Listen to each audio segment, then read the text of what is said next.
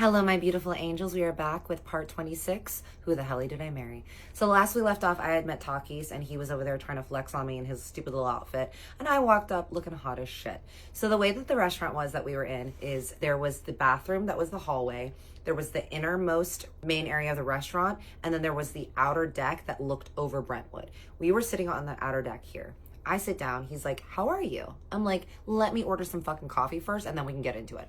I order coffee and a mushroom and spinach scramble, and he ordered a breakfast sandwich, and we sit there and he's like, so tell me, how are you? You look amazing. I was like, I know I look amazing and I'm doing great. I'm thriving. And he was like, oh, I'm really glad to hear that. I'm like, yeah.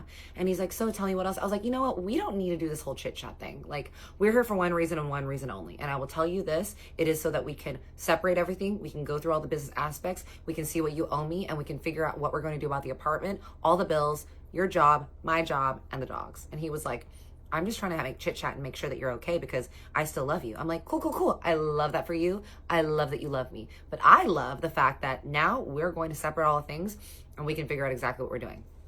Y'all, I had spent days before this preparing. I had spreadsheets, I had lists, I had color coordinated tabs. I had an entire folder full of things showing exactly the breakdown, all of our bills, every single thing that we owed together, every single thing that I owed, every single thing that he owed, every single thing that we owed on all of our joint stuff, everything that I expected him to pay for, how long I expected him to pay for it, and all that jazz. We had 4 months left on the lease. I was like, you are going to pay everything on the rent for the next 4 months because obviously he already paid all of our bills already. You're going to continue to pay that. You are going to pay for my moving expenses. So I'm going to find a place. You're going to pay for a new move, for all the furniture to move, and you're going to pay for anything that we need fixed at the old apartment. We're going to get the deposit back. I'm going to keep the deposit. You're going to continue to pay for the dogs because they're our joint custody. You can take one of the dogs if that's what you want to do. I will be taking Baloo. So if you would like to take Hattie, you can take Hattie. We will make sure that everything is taken care of. I expect you to pay $6,000 to me in alimony every single month. And I am only asking you to do this for 2 years. Now, I could have asked him for longer, but I wanted to be done with this man. I wanted him out of my life. I wanted him to be just gone poof finito so that I could move on. So these were the things that I had. I made sure that I had all my ducks in a row with Maddie, my friend, and the lawyer. Ladies, if you ever go through this, or if you're going through this right now, all I can tell you is document, take pictures, write everything down, make sure that you have everything so scrupulous to a T in detailed form so that you can make sure you are covered, my babies. The best thing, the smartest thing you can do for yourself is to cover your ass. I'm a big journaler. I write everything down. I write everything down in detail. It's why my memory is so good and why I can deliver such detailed and wonderful stories to you guys. Highly suggested, great for the memory. Make sure that you are covered. We're sitting there. He's looking over all the papers. He is clearly not prepared for this and all the onslaught of information that he's getting. He literally looks at it and he goes, this is a lot. I said, I know, I've had time to prepare. And he goes, no. You're asking for too much. Let me get this straight, sir. You cheated on me, you ruined my life, you got your green card, you were able to basically take the best years of my life, and you are trying to tell me that I am asking for too much. Are you fucking kidding me? You'll be deported and being taken down by gangsters in Greece if it wasn't for me. So no, I'm not asking for too much. I'm like, we're arguing back and forth. People are kind of looking. I'm like, you know what? You look this over. Now I'm pissed. I'm going to go to the bathroom. I'm going to cool off. He's like, you do that. I'm like, great. I'm walking. Remember, we're on the patio, main restaurant. Here's the bathroom. I'm walking through. I see a table of guys right here. I see one of the hottest men I've ever seen in my life. So cute. 6 foot maybe. Looks like a young James Franco. Very, very like hooded eyes. Like kind of got that shelf here that makes guys look really mysterious. A little bit of facial hair. Black, old school band tee, leather jacket, black jeans, Converse. Fit was fine. Man was looking good. I'm walking by. I look at him. He looks at me. I give him the look like, yes, daddy. Come and meet me over here. He gets the hint, obviously, because men, y'all know. I go to the bathroom. Here's the hallway. I go pee. I walk out. He's standing right there as the good boy he should do. I said, hi. And he goes, hi. And he goes, we're going to call him Shane. He goes, I'm Shane. I said, I'm Kat. And he goes, so what's up? Who are you here with? I said, I'm here with my terrible ex. I'm working things out, but don't worry about that. It's fine. I'm single. What's up with you? And he goes, well, I couldn't help but see you. Like, you're beautiful and magnetic, and I love your energy. I was like, great. You want to take me out? He was like, absolutely. I can see from here, Takis over here. Takis is looking at us with a watchful eye. I'm like, it's on, baby. I turn it the fuck up, y'all.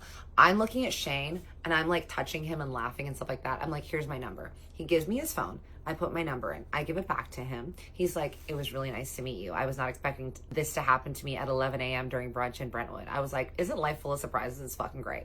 I give him a hug. I pull away. I can see Talkies out of the corner of my eye. I look up at Shane and I just reach up and I just kiss him on the lips. Just a little. I give him a little hug and a squeeze. I turn around. The boy was clearly having a great day and I walk back. I sashay my little ass back to the table.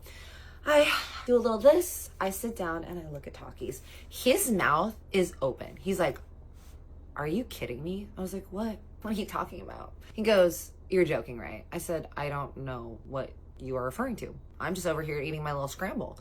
And he goes, did you really just flirt with that man over there? Do you know him? I said, I don't know who you're referring to. He goes, the guy at the bathroom that you hugged, do you know him? And I said, well, I know him now. And he goes, are you kidding me? I was like, I don't know what you're talking about. He was like, you know what? I can't do this with you right now. I thought we could have a civil conversation. I thought we could be friends. I thought that we could talk about it, you know, because I still love you and I have love for you and I always will, but you're making this very difficult on me. I don't know why you have to make this more hurtful than it should be. I was like, boy, don't even bring into this any guilt, trying to tell me I'm the one bringing this hurtful shit into this when you're the one that is the direct doer of all this hurt and pain. He looks at me, he grabs his papers, he goes, you know what? I can't do this right now. I need to leave because I'm about to punch a hole through the wall or punch a hole through that man. I will look at all of this with Dino and then I will get back to you. I said, great. He throws money on the table, he walks out, and I was sitting there feeling really good, drinking my coffee, eating my eggs, looking over at Shane like, that man is fine. I go home, the next day rolls around, time for my date with Will. Will was getting off of his shoot and he was getting off late. We were supposed to go to dinner, but he was saying that because he was going to get off later than expected, he was just going to roll by and pick me up and we could go to get drinks on Hollywood Boulevard because that was near me. So he could bring his bike in, park at my place, and then we could walk somewhere. Around 9 p.m., he texts me that he's coming up. I hear his motorcycle. I hit the little gate code so that he can get in and park his motorcycle near my car. He walks up. I am wearing these pinstripe pants, a black tube top, and a leather jacket, and he knocks on the door. I open the door. This man is against the door frame, looking hot as shit. His sandy, blonde, light brown hair in like a little swoopy thing. He was wearing a black suit with a red tie. I was like, brother, you are dressed the hell up. Why? And he goes, oh, I got off work and this is what I was wearing. But I thought it'd be fun if I could just take you somewhere nice and I could just wear this anyways. I was like, all right, bet. We walk over to Beauty and Essex, which is on Hollywood Boulevard, which again, I had told you guys Maddie's man had run. I didn't tell Will that her man was running it because I wanted to see what he was going to do. We walk in, the place is very dimly lit. It's got like blue and purple lights. It's very, very fancy. And we go and sit up at the bar and we order old fashions. We're sitting there at the bar side by side. And he was like, so what's up? I'm so glad that you went out with me. I was like, well, you were trying to take me on some cheap ass, bunk ass date first. He started laughing. He goes, yeah, I'm sorry. He's like, look, it's just that usually before I get to know someone, I usually take them on a coffee date or like a hiking date and stuff like that. I was like, well, I need to let you know that I don't consider it a date unless the man is spending money on me. Because other than that, like, you're just my friend. And he goes, I get that and I respect that. I'm like, great. We're chatting. The date is great. He is so sweet. He's so hot. And we have a lot in common and we just have the same type of humor. And we were kind of bonding over our mutual trauma over our dads. Like his dad was an alcoholic. My dad was abusive. We're talking about this. The check comes and he pays it. And he was like, look, I have a really early day tomorrow. I'd love to come and hang out a little bit more if you'd want. But other than that, I would love to see you again. I'm like, I would love to see you again as well. We're walking out. As we're walking downstairs, we notice that there's music playing at the bar next door. I was like, I love to dance. He goes, me too. It was a little tiki bar. I'm like, fuck it. Let's like go in and just like see what it's like. We go in. It's a cute tiki bar that has a dance floor. And then there's like this big tree that's in the middle, like right here. And then the bar here. So we're dancing over here. He grabs his 2 tiki drinks and we're kind of dancing. And as we're dancing, he keeps like dancing towards me and like making it known that he kind of wants to try to kiss me. But every time he like kind of dances this way, I kind of dance this way and I'm avoiding it because I'm like, you know what? We're going to try a different tactic. We're going to make this man work for it. We're dancing and he just keeps laughing and being very sweet. We end up wrapping it up there and then he walks me home. He walks me up to my door and we're at the door and his swoopy ass hair is like this. He's towering over me because he's tall. And he's like, I had a really great time tonight. I'm like, me too. And he leans over to try to kiss me and I just give him the cheek, y'all. I was like, bye. He kisses me on the cheek. He was like, all right, I'm going to take you out this week. I'm going to figure out another really cute date to go on and we're going to go out. I go inside. I snuggle with my dogs. I go to bed. The next day rolls around. I get a call from my agent and she was like, hey, I need you to go to a last minute audition. It's in Hollywood. It's at 4 p.m. And I'm like, great, no worries. Like, this is just something that's like, we deal with a lot. So it was for some sort of commercial. I think it was like Dodge Ram or something. I get dressed in jeans and a t-shirt, and I hadn't heard from Taki still. And Will and I had been texting a little bit about like how much fun we had and what his plans were for us to go on another date. I hadn't heard from the Shane guy from the breakfast place yet, but I go to my audition, and I want to say it was probably around like 5 p.m. when I'm getting back.